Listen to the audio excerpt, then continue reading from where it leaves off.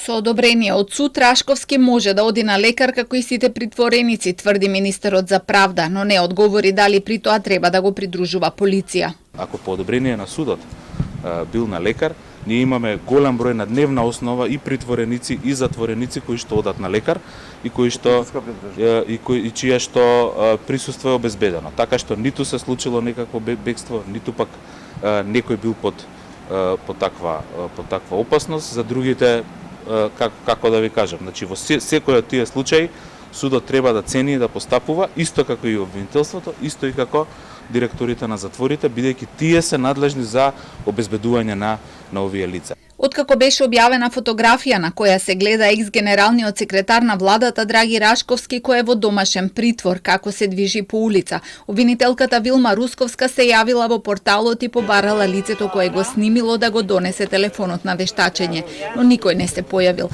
Додека тоа не се направи, вели Русковска, обвинителството не може да реагира затоа што судот нема да верува на збор дека Рашковски е излезен по времето за кое му е одобрен излезот. Од телефонот може да се утврди дали ја прекршил дозволата од судот. И министерот за правда вели дека статусот на сите лица лишени од слобода се регулира меѓу судот и управата за санкции.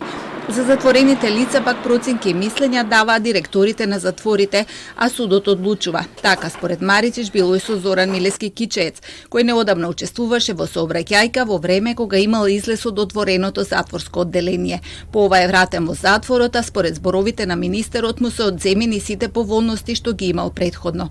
За опозицијата ова не е доволно, бараат одговорност и оставки. Рашковски наместо во притвор на прошетки имали криминалец другарче на Заев што е во затвор. Ваков третман немаат други притвореници, само притворените луѓе на Заев. Дома наместо во затвор е и Катица Јанева, а низ државата дивее и осудениот за рекет. На слобода е и шверцерот Боро Малборо, Ден Дончев кој беше фатен со купишта пари отиде во Австралија, а одговорност нема за ниту еден криминалец. Над 30 затвореници во моментов имаат статус на лица кои се во полуотворено или отворено одделение и смеат да излегуваат и одат на работа.